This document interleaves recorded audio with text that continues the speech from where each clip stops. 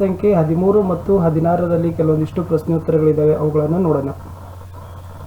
ಯಾಕಂದರೆ ಇವು ಅನ್ವಯಿಕ ಪ್ರಶ್ನೆಗಳಾಗಿರ್ತವೆ, ತುಂಬ ಇಂಪಾರ್ಟೆಂಟ್ ಆಗಿರ್ತವೆ. ಪರೀಕ್ಷೆಯಲ್ಲಿನೂ ಕೂಡ ಇಲ್ಲಿನ ಪ್ರಶ್ನೆಗಳನ್ನು ಕೇಳ್ತಾರೆ. ಇದಕ್ಕಿಂತ ಮೊದಲಿನ ವಿಡಿಯೋಗಳನ್ನು ನೋಡದೇ ಇದ್ದರೆ ನಾನು ಇಲ್ಲಿಯವರೆಗೆ ಹಿಂದಿ ವಿಷಯ, ಸಮಾಜ ವಿಜ್ಞಾನ ವಿಷಯ ಮತ್ತು ವಿಜ್ಞಾನದಲ್ಲಿ ಹಾಕಿರತಕ್ಕಂಥ ವಿಡಿಯೋಗಳ ಪ್ಲೇಲಿಸ್ಟ್ ಲಿಂಕನ್ನು ಈ ವಿಡಿಯೋದ ಡಿಸ್ಕ್ರಿಪ್ಷನ್ ಬಾಕ್ಸ್ನಲ್ಲಿ ಹಾಕಿದ್ದೀನಿ, ತಾವುಗಳು ನೋಡ್ಬೋದು. ಹೊಸಬರಾಗಿದ್ದರೆ ಚಾನಲನ್ನು ಸಬ್ಸ್ಕ್ರೈಬ್ ಮಾಡಿ. ಜೊತೆಗೆ ಸುತ್ತಮುತ್ತಲಿನ ದ್ರವ್ಯಗಳು ಪಾಠದ ಪುಟ ಸಂಖ್ಯೆ 13, 16ರಲ್ಲಿರ್ತಕ್ಕಂಥ ಪ್ರಶ್ನೆಗಳು ಮತ್ತು ಅವುಗಳ ಉತ್ತರಗಳನ್ನು. ಪುಟ ಸಂಖ್ಯೆ 13ರಲ್ಲಿ ಮೊದಲ ಪ್ರಶ್ನೆ ಇದೆ. ಈ ಕೆಳಗೆ ಕೊಟ್ಟಿರುವ ತಾಪಗಳನ್ನು ಸೆಲ್ಸಿಯಸ್ ಪದ್ಧತಿಗೆ ಪರಿವರ್ತಿಸಿರಿ. ಫಸ್ಟ್ ಕ್ವಶನ್ ಇತ್ತು 300 ಕೆ ಅಂದರೆ ಕೆಲ್ವಿನ್ ಇದೆ, ಅದನ್ನು ಈ ಥರನಾಗಿ ಪರಿವರ್ತಿಸಬಹುದು. 300 - 273 ಡಿಗ್ರಿ ಸೆಲ್ಸಿಯಸ್, ಅದರಲ್ಲಿ 300ರಲ್ಲಿ 273 ಕಳೆದ್ರೆ 27 ಡಿಗ್ರಿ ಸೆಲ್ಸಿಯಸ್ ಉಳಿಯುತ್ತೆ. ಅದೇ ಥರನಾಗಿ ಎರಡನೇದಿರೋದು 573 ಕೆಲ್ವಿನ್ ಇದೆ, ಇದನ್ನು ಕೂಡ 573 - 273 ಡಿಗ್ರಿ ಸೆಲ್ಸಿಯಸ್ ಮಾಡಿದಾಗ 573ರಲ್ಲಿ 273 ಕಳೆದ್ರೆ 300 ಡಿಗ್ರಿ ಸೆಲ್ಸಿಯಸ್ ಉಳಿತದೆ. ಪ್ರಶ್ನೆ 2. ಈ ಕೆಳಗಿನ ತಾಪಗಳಲ್ಲಿ ನೀರಿನ ಭೌತಿಕ ಸ್ಥಿತಿಯನ್ನು ತಿಳಿಸಿ. ಅವರು ನೀರಿನ ತಾಪಮಾನವನ್ನು ಕೊಟ್ಟಿದ್ದಾರೆ, ಅದರಲ್ಲಿ ನೀರು ಯಾವ ಸ್ಥಿತಿಯಲ್ಲಿರುತ್ತೆ ಅಂತ ಕೇಳಿದ್ದಾರೆ. ಸೊ 250 ಡಿಗ್ರಿ ಸೆಲ್ಸಿಯಸ್ನಲ್ಲಿ ನೀರು ಅನಿಲ ಸ್ಥಿತಿಯಲ್ಲಿ ಇರ್ತದೆ. ಅದೇ ಥರನಾಗಿ 100 ಡಿಗ್ರಿ ಸೆಲ್ಸಿಯಸ್ಸಲ್ಲಿ ನೀರು ದ್ರವ ಮತ್ತು ಅನಿಲ ಎರಡೂ ಸ್ಥಿತಿಯಲ್ಲಿ ಸಹಿತ ಇರ್ತದೆ. ಪ್ರಶ್ನೆ 3. ಯಾವುದೇ ವಸ್ತುವಿನ ಸ್ಥಿತಿ ಬದಲಾಗುವಾಗ ತಾಪವು ಸ್ಥಿರವಾಗುತ್ತದೆ ಏಕೆ ಅಂತ ಕೇಳಿದ್ದಾರೆ.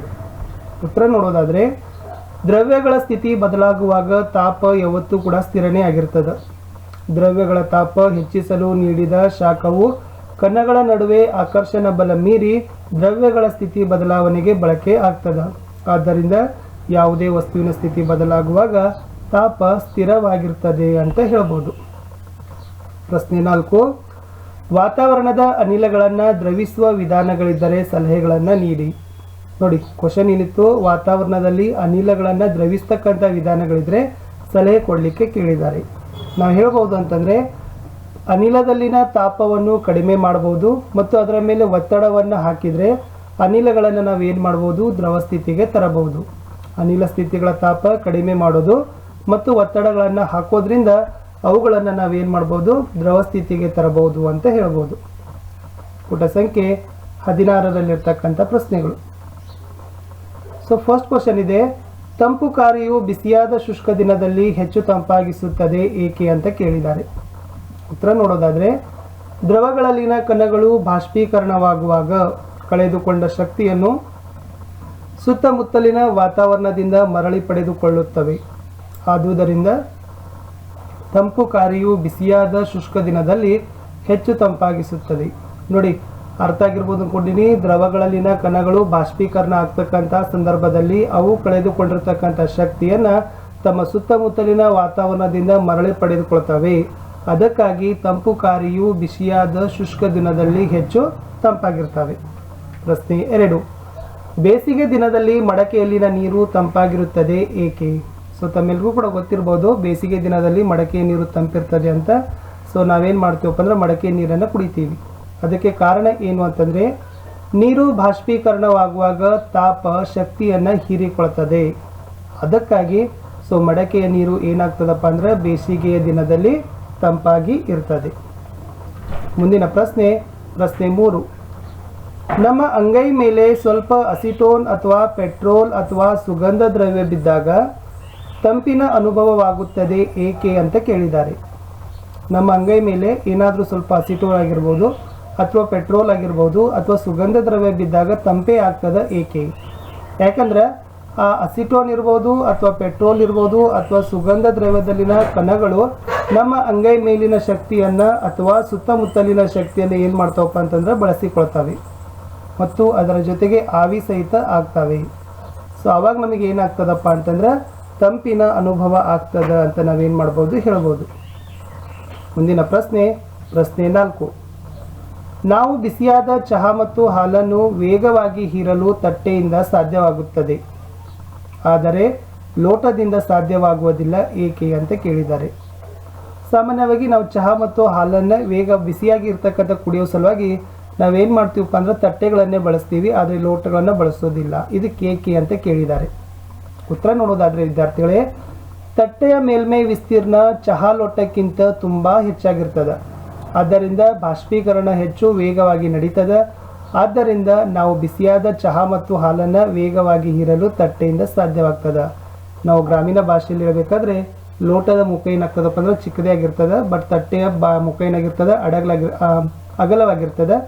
ಆಮೇಲೆ ಅದೇನಾಗ್ತದಪ್ಪ ಅಂದ್ರೆ ಬಾಷ್ಪೀಕರಣ ಲೋಟದಲ್ಲಿ ಕಡಿಮೆ ವೇಗದಲ್ಲಿ ನಡೆದ್ರೆ ತಟ್ಟೆಯಲ್ಲಿ ಹೆಚ್ಚಿನ ವೇಗದಲ್ಲಿ ನಡೀತದೆ. ಸೊ ಅದಕ್ಕಾಗಿ ಶಾಖ ಕಡಿಮೆ ಆಗ್ತದೆ. ಸೊ ಸಹಜವಾಗಿ ತಟ್ಟೆಯಲ್ಲಿರ್ತಕ್ಕಂಥದ್ದು ಏನು ಮಾಡ್ತೀವಿ, ಅಥವಾ ತಟ್ಟೆಯಲ್ಲಿರ್ತಕ್ಕಂಥ ಚಹಾವನ್ನು ನಾವೇನು ಮಾಡ್ತೀವಿ, ಸರಾಗವಾಗಿ ಕುಡಿಲಿಕ್ಕೆ ಪ್ರಾರಂಭವನ್ನು ಮಾಡ್ತೀವಿ ಲೋಟಕ್ಕಿಂತ ಬೇಗ. ಮುಂದಿನ ಪ್ರಶ್ನೆ ಸಂಖ್ಯೆ 5 ಇತ್ತು. ಬೇಸಿಗೆಯಲ್ಲಿ ನಾವು ಯಾವ ತರಹದ ಬಟ್ಟೆಗಳನ್ನು ಧರಿಸಬೇಕು ಅಂತ ಕೇಳಿದ್ದಾರೆ. ಸೊ ವಿದ್ಯಾರ್ಥಿಗಳೇ, ಇದು ಈ ಪಠ್ಯಾಂಶದಲ್ಲಿರ್ತಕ್ಕಂಥ ಕಡೆಯ ಪ್ರಶ್ನೆ ಇತ್ತು. ಇದಕ್ಕಿಂತ ಮೊದಲು ತಾವು ಫಸ್ಟ್ ವಿಡಿಯೋವನ್ನು ನೋಡಿದ್ದೇ ಇದ್ದರೆ ನೋಡಿ. ಸೊ ಅದು ವಿಡಿಯೋದ ಡಿಸ್ಕ್ರಿಪ್ಷನ್ ಬಾಕ್ಸ್ನಲ್ಲಿದ್ದಾವೆ. ಮುಂಬರ್ತಕ್ಕಂಥ ದಿನಗಳಲ್ಲಿ ಏನು ಮಾಡ್ತೀವಿ ಅಂತಂದರೆ ಪಾಠದ ಅಭ್ಯಾಸ ಪ್ರಶ್ನೋತ್ತರಗಳ ವಿಡಿಯೋಗಳನ್ನು ಸಹಿತ ತಾವು ನೋಡಲು ಮರೆಯದಿರಿ.